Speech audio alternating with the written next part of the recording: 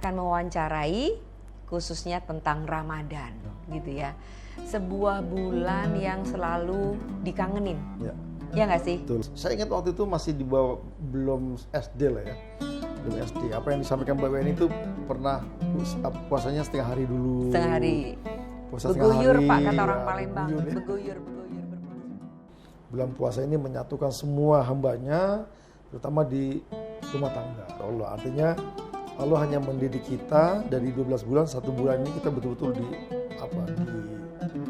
masuk pesantren lah, dididik ya, dididik untuk tidak melakukan ini, tidak melakukan ini, yang mungkin kita lalai atau lupa pada saat 11 bulan berikutnya. Di saat-saat berbuka itu doa yang paling ijabah. Itu bukan hanya pada di ujung Ramadan. Oh, jadi setiap hari berbuka puasa, berdoalah kamu di sini. Iya. Insya Allah akan diijabah. Dari pengalaman-pengalaman yang sebelumnya, ya alhamdulillah itu ijabah. Tapi pada saat di penghujung yang tadi pertanyaan Mbak Weni, di penghujung mudah-mudahan Allah mempertemukan kembali di Ramadan yang akan datang.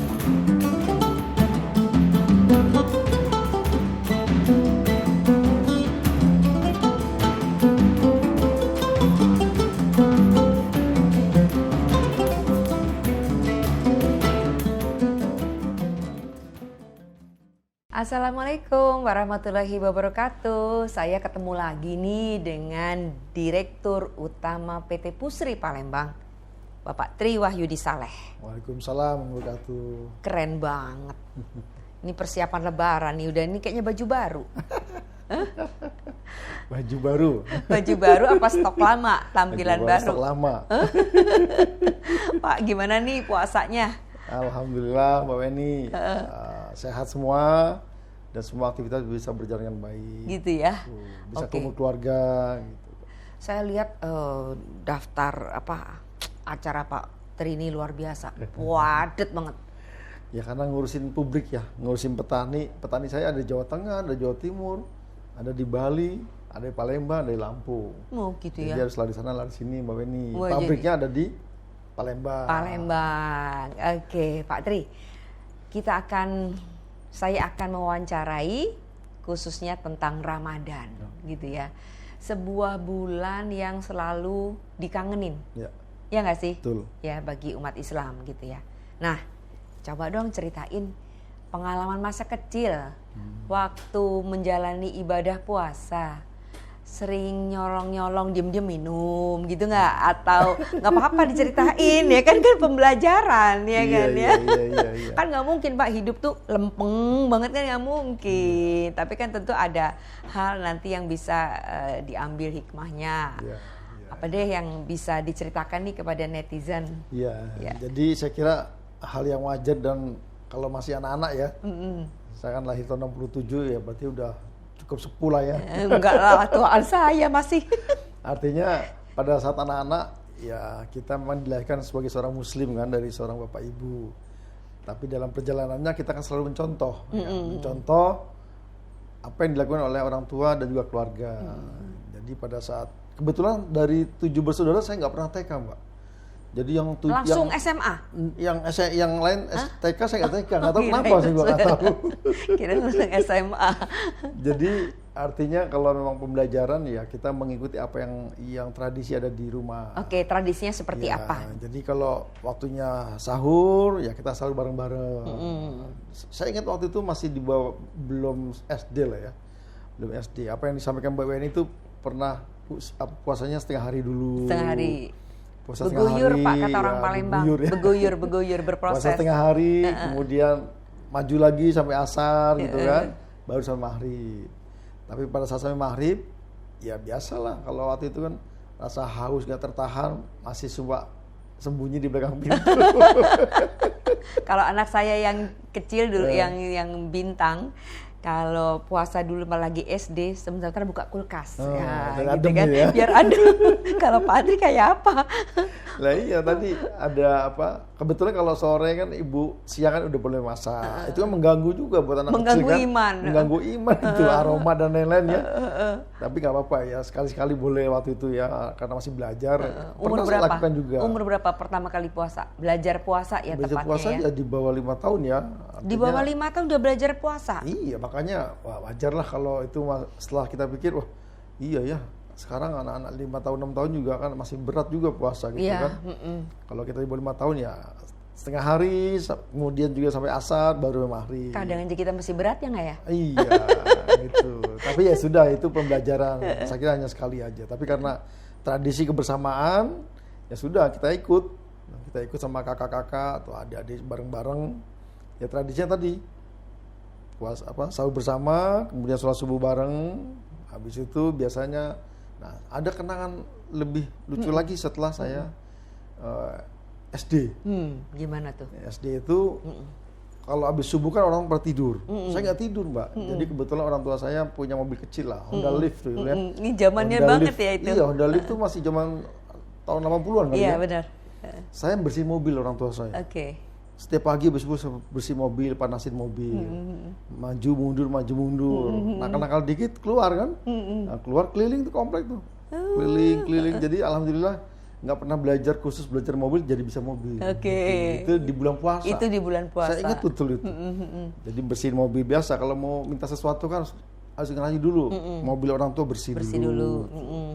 Akhirnya maju mundur baru muter. Itu di bulan puasa. Jadi ada hikmahnya juga. Ada hikmahnya, ternyata bisa curi-curi belajar mobil. Belajar mobil gitu. Oke.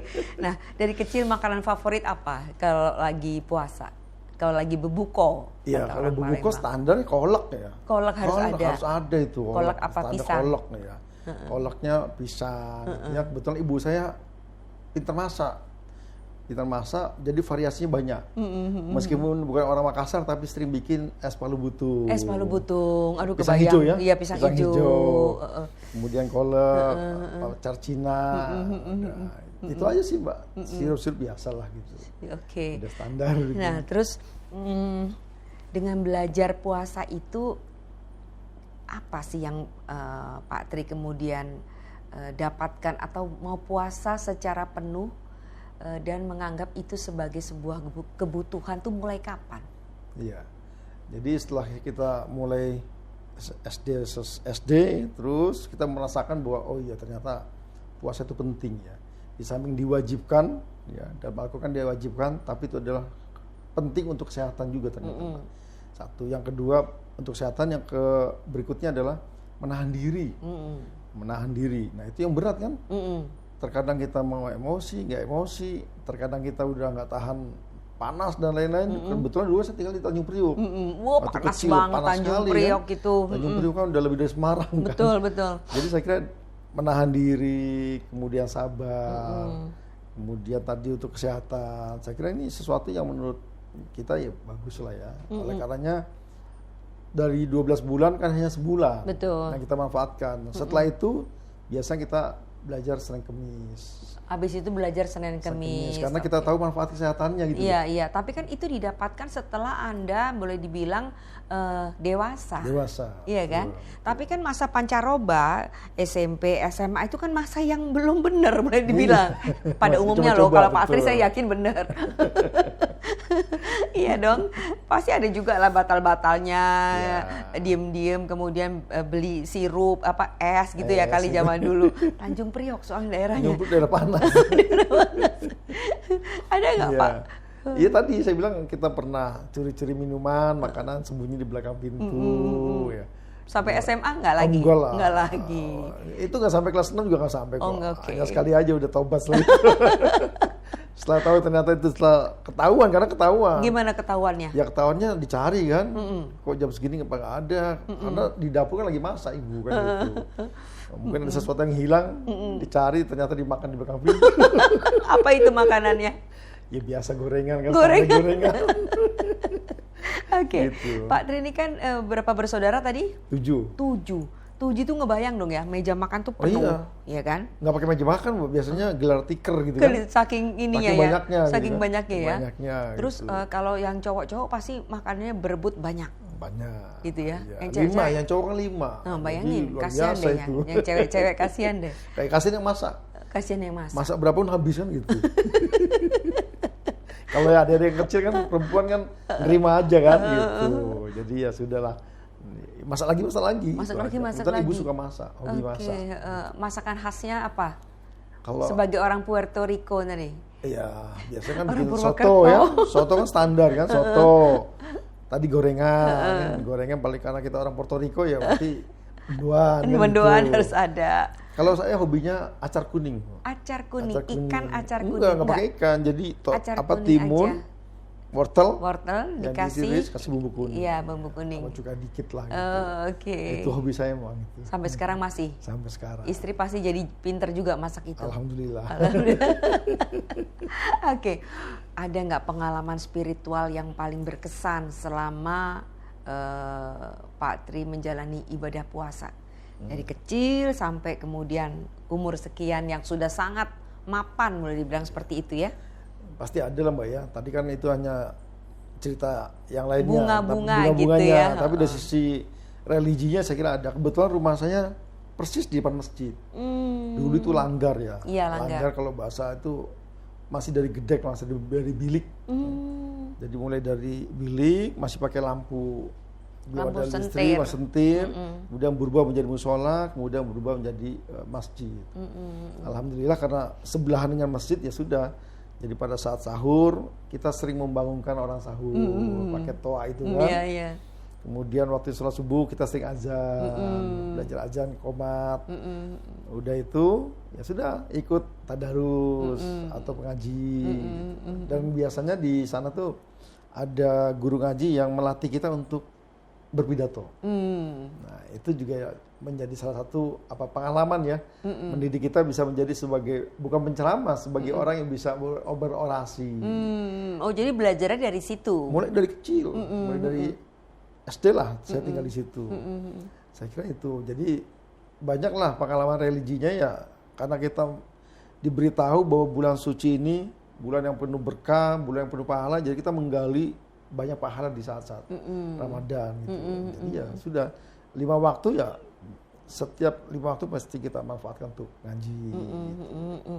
Tapi misalkan gini ya, maksud saya tuh ketika menjalani ibadah puasa, entah pada waktu kapan, itu ada kejadian di keluarga Pak Tri, baik ketika masih tinggal bersama orang tua, ataukah ketika Pak Tri sudah menjadi kepala keluarga. Ada nggak yang paling berkesan, yang membuat misalkan ya keutuhan sebagai keluarga tuh menjadi goyah atau justru semakin erat? Ada nggak? Kalau nggak ada nggak usah dipaksain Pak. Saya mana tahu ada kan gitu. Ini netizennya kepengen tahu kan gitu. Jadi bisa mengambil hikmah. Ya pasti ada lah Mbak ya, pasti ada. Ya, karena jujur waktu itu saya kan dari SMP saya pindah ke Jogja kan. Saya memberanikan diri keluar dari keluarga. Kakak-kakak saya, adik saya kumpul semua di Jakarta. Saya ke Jogja malah. Karena yang pernah saya cerita saya pengen jadi sarjana pertanian. Iya. Saya sekolah di Sekolah Pertanian Yogyakarta. Itu kan jauh dari keluarga. Itu pengalaman saya bagaimana rasanya berpuasa jauh dari keluarga. Kemudian setelah kita lulus, begitu nikmatnya pas puasa kumpul dengan keluarga. Jadi merasakan bersatu kembali di bulan Ramadan itu penting sekali karena momen itu susah didapat. Betul. Karena kan berbukanya kan pada waktu yang sama. Iya. Jadi semua yang habis sekolah, yang habis kerja kumpul semua memaksakan diri supaya maghrib di rumah. Betul. Jadi itu momen yang menurut saya cukup bagus ya.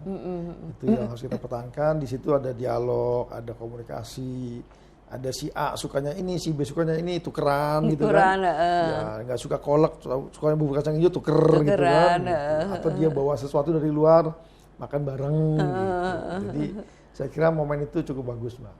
Artinya bulan puasa ini menyatukan semua hambanya, terutama di rumah tangga.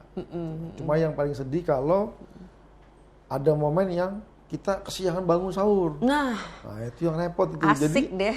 Sekeluarga nggak makan sahur. Bener. Terutama itu perannya di ibu. Nah iya, tapi nggak bisa nyalain kan? Nggak bisa nyalain. Ibu capek. Dia juga capek, ngaji sampai malam gitu kan. Nggak ada yang ngingetin kan. Ya sudah, satu keluarga nggak puasa. Bukan nggak puasa, nggak sahur. Nggak sahur. Ya sudah. penuh dengan ikhtiar, penuh dengan doa. Untuk sampai waktunya berbuka. Sampai maghrib. Ya.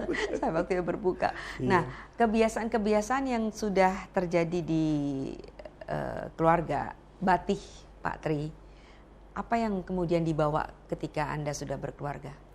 Ya tadi yang jelas manfaat dari kecil ya, dari kecil kita melaksanakan ibadah Ramadan, kemudian sholat malam. Saya kira itu menjadi benteng ya, Pak. Benteng supaya kita lebih kuat lagi menahan kesabaran. Setiap ada persoalan kita sabar. Kemudian kita harus berani berbuat sesuatu yang lebih baik lagi buat sesama. Saling berbagi lah ya. Karena kalau kita lihat sana sini dan kita melihat pahalanya, barang siapa memberikan buka puasa pada seseorang, pahala puasa itu kan juga milik kita juga kan itu. Jadi kita berbondong-bondong untuk mendapatkan pahala yang luar biasa. Artinya kita bersama keluarga dilatih untuk memberikan sesuatu kepada sesama. Tidak hanya makan yang berlebih, tapi yang penting bisa membatalkan. Karena niatnya kita ingin mendapat pahala. Yeah. Kemudian tadi kesabaran, kemudian kebersamaan, dan kemudian ketakwaan, menambah nilai takwa itu tadi. Ya, jadi karena dari 12 bulannya sebulan, kita berbondong-bondong untuk mendapatkan pahala yang lebih dari itu semua. Dan di bulan Ramadan ini adalah turunnya Al-Quran. Yeah. Jadi gimana caranya? Oleh ibu saya itu diminta pokoknya harus khatam gitu. Harus khatam? Harus khatam, minimal dalam 1 bulan harus khatam. Syukur-syukur dalam 1 bulan bisa 2 atau 3 kali khatam. Jadi itu dididik untuk belajar. Ditradisikan. Ditradisikan. Dan kita biasanya saut-sautan kalau tadarus kan yang udah lancar, yang ngikutin terus gitu kan. Yang belum lancar dibimbing gitu. Nah itu kadang-kadang udah bersama-sama atau sendiri-sendiri. Kalau mau ngejar khatamnya berarti sendiri-sendiri. Setelah kumpul bareng baru memisahkan diri. Gitu. Jadi tradisi untuk khatam itu ada dari kecil ya? Ada. Dan kemudian dibawa ketika Pak Tri sudah berkeluarga ya? Tapi kan nggak mudah loh Pak ngomong dengan anak-anak kita gitu ya. Taruhlah kita tuh karena kira-kira generasi kami sama nih baby boomers nih. Gitu ya. Tentu beda ya, anak-anak tahu sendiri. Sibuk dengan gadgetnya masing-masing setelah kita sama-sama sholat subuh. Ya, sholat subuh atau taraweh. Kemudian misalkan kita baca Yasin bersama. Habis itu masuk kamar. Nah, gimana cara komunikasi dengan anak? Ya justru dengan gadget itu justru kita sampaikan ya sudah nggak usah diambil Al-Qurannya, buka gadgetnya Google, cari surat sekian ayat sekian, baca bareng-bareng. Jadi kita manfaatkan gadgetnya itu. Kan tidak harus bawa fisik Al-Quran kan sekarang udah teknologi luar biasa kan. Tinggal buka ya sudah. Yang penting kita habis sholat subuh baca ini sama-sama. Kemudian dibahas gitu ya. Gitu. Dan kebetulan di kami ini selalu mengundang guru haji. Jadi takut salah arah tafsir kan. Gitu ya. Salah tafsir. Jadi kita baca Al-Quran, kita undang ustadz yang bisa menerjemahkan atau yang bisa memberikan makna dari tafsir itu sendiri supaya nggak salah. Oke, jadi ternyata kalau ada niat tuh memang bisa ya, itu bukan alasan ya. Dan saya bilang karena anak itu setinggi apapun pendidikan Anda kalau basicnya nggak kuat dari sisi agama, sangat bahaya. Jadi kita bilang mulai dari kecil tuh udah kita didik untuk agama. Dan itu kita wajibkan gimana caranya. Saya mendatangkan guru ngaji. Sesibuk saya pun ya saya datang guru ngaji gitu kan. Pada saat Ramadan juga guru ngajinya datang hampir atau enggak? Setiap minggu. Setiap minggu. Di luar Ramadan pun kita undang. Jadi mereka pulang sekolah, habis maghrib ngaji. Jadi sebelum belajar ngaji dulu. Oke. Pak Tri, puasa tadi kan Anda bilang adalah ini ya, modal untuk hidup untuk bulan-bulan berikutnya gitu ya. Jadi apa sih yang membuat kemudian puasa itu menjadi hal yang sangat sakral gitu ya? Puasa ini buat siapa Pak Tri sebenarnya? Ya. Buat kita atau buat Allah? Ya, kalau dalam Al-Quran buat Allah kan, bukan buat kita kan. Buat Allah. Artinya Allah hanya mendidik kita dari 12 bulan, 1 bulan ini kita betul-betul masuk pesantren lah, dididik ya. Dididik untuk tidak melakukan ini, tidak melakukan ini yang mungkin kita lalai atau lupa pada saat 11 bulan berikutnya. Saya kira ini juga pelajaran buat kita. Jadi setelah 1 bulan kita diterpa, dididik untuk berbuat yang baik sesuai dengan ajaran kita, itu kita bawa ke bulan-bulan berikutnya. dan kalau perlu dalam kehidupan sehari-hari. Tapi kan biasanya lupa, habis lebaran terus kita kembali lagi ke habit kita sebelumnya. Ya itu yang harus kita introspeksi ya.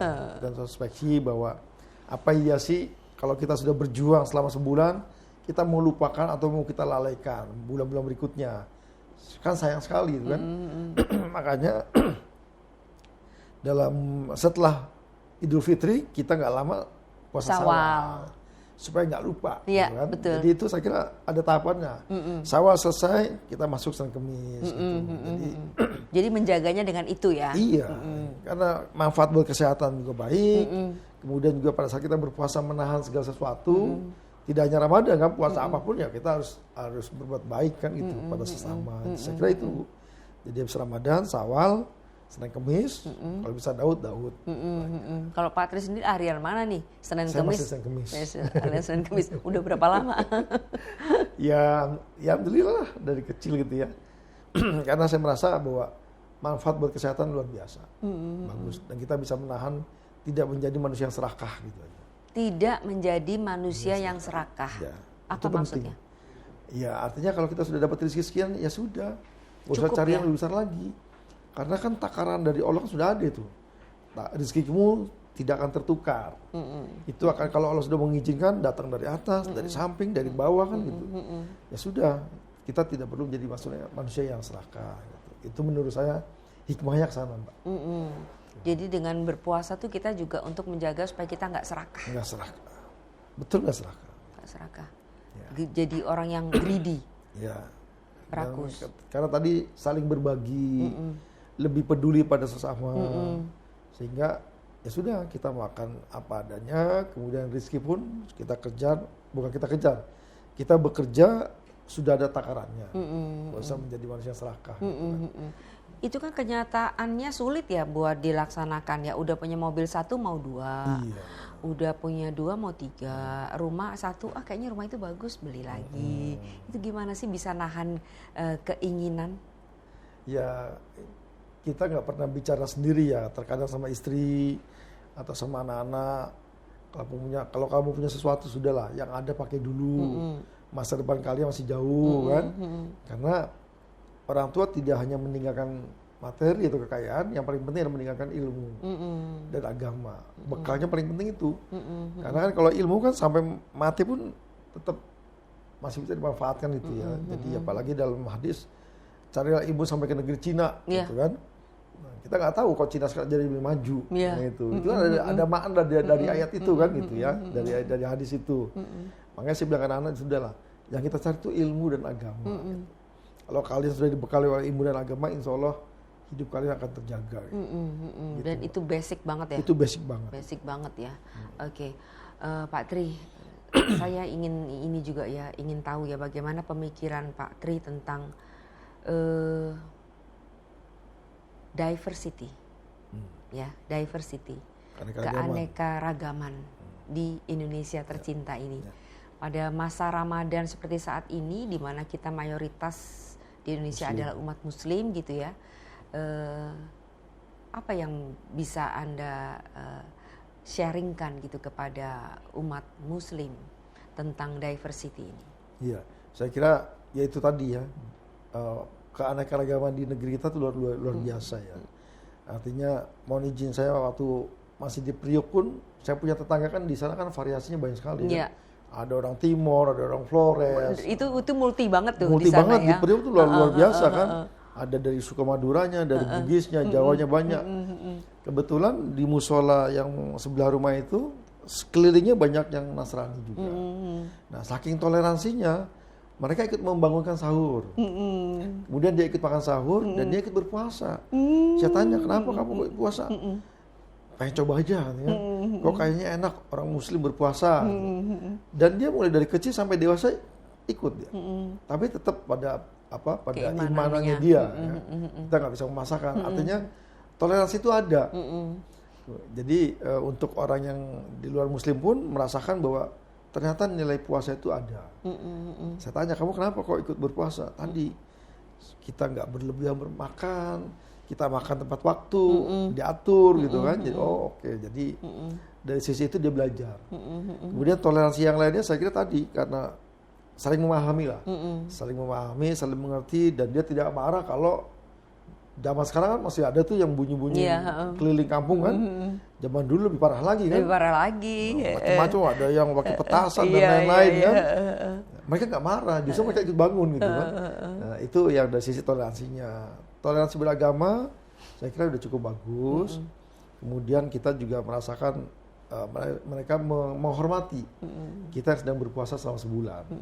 Jadi mereka juga paham betul. Saya kira ini diversifikasi bagus sekali lah buat kami. Oke, Pak Tri, dengan sisa umur boleh dibilang seperti itu ya? Iya. Apa sih sebenarnya yang Pak Tri cari dalam hidup ini? Yang jelas yang kita cari adalah keselamatan dunia akhirat. Itu yang penting. Yang kedua keberkahan. Keberkahan artinya ya umur yang berkah, rezeki yang berkah. Berkah itu apa artinya buat Pak Tri? Ya berkah itu berarti sesuatu yang bermanfaat.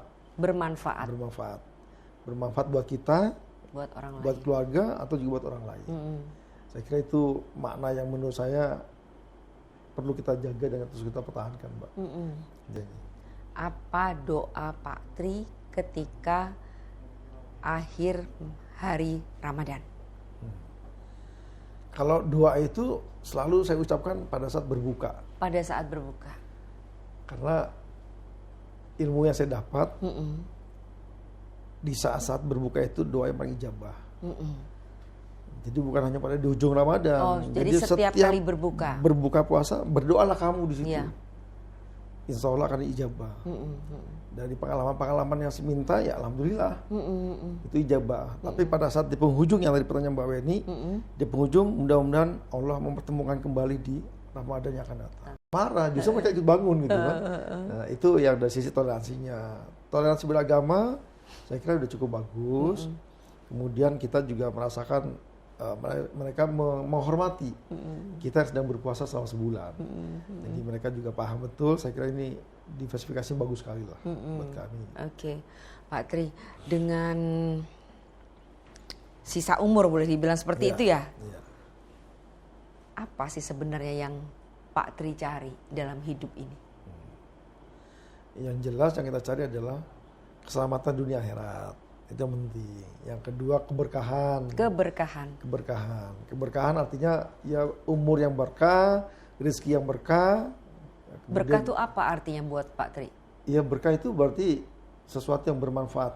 Bermanfaat buat kita, buat orang lain, buat keluarga atau juga buat orang lain.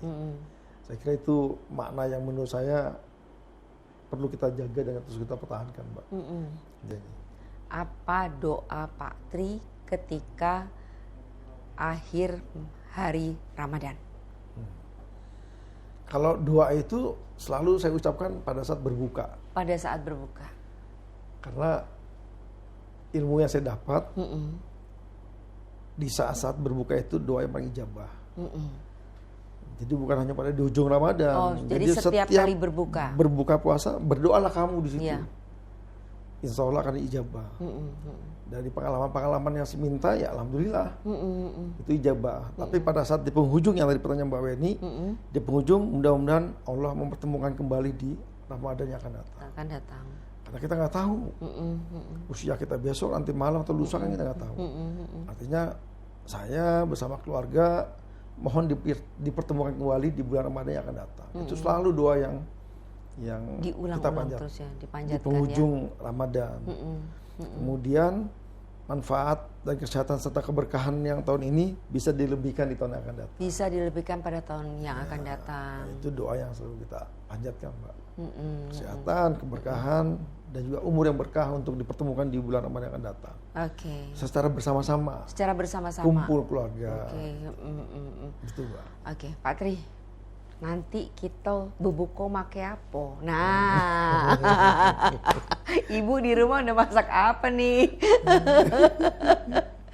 Hidangan favoritnya apa? Iya, kebetulan istri saya lagi di Bandung. Oh, lagi di Bandung, jadi beli ya, restoran sederhana. Yang ada nyebut aja merek. lah. Apa aja ada. Yang ada aja. Gitu. Dan biasanya saya juga nggak macam-macam. Biasanya buka dengan yang manis dan hangat, habis itu sholat. Salat, baru. Biasanya makannya malah habis tarawih gitu kan. Oh gitu. Itu biasanya. Karena kalau banyak makan menjelang maghrib kan senep ya. Habis maghrib makan lagi, nanti nggak bisa tarawih kan gitu. Kadang-kadang buat alasan, ya sudah. Itu yang tadi saya bilang, menjaga untuk tidak menjadi manusia serakah. Iya. Kalau sebelum buka puasa maunya beli ini kan. Begitu Pas buka. dibuka nggak ada yang makan, satu pun hanya buat pajangan aja, malah mubazir gitu kan. Saya kira di situ menahan dirinya di situ. Itu kata orang Palembang, lapar mato. Lapar mata. Oke, jadi untuk sore nanti karena Ibu lagi di Bandung, Pak Tri menyediakan diri untuk diajak berbuka puasa. Siap. Oke. Apalagi yang mau disampaikan, silakan.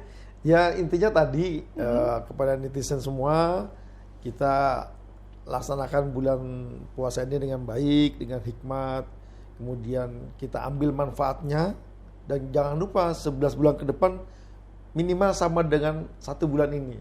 Kalau kita melaksanakan itu, insya Allah kita dalam kondisi yang sehat, kemudian kita juga dalam kondisi yang penuh dengan keberkahan, bisa menahan diri dari segala hal. Saya kira apa yang sudah kita ambil di bulan Ramadan ini akan terus kita manfaatkan di bulan-bulan berikutnya. Jangan hanya di 1 bulan. Iya. Karena nih bulan yang penuh cobaan, Betul, katanya ya. betul. Bulan yang penuh tantangan, Ya, tapi kita jalankan saja Ya, gitu.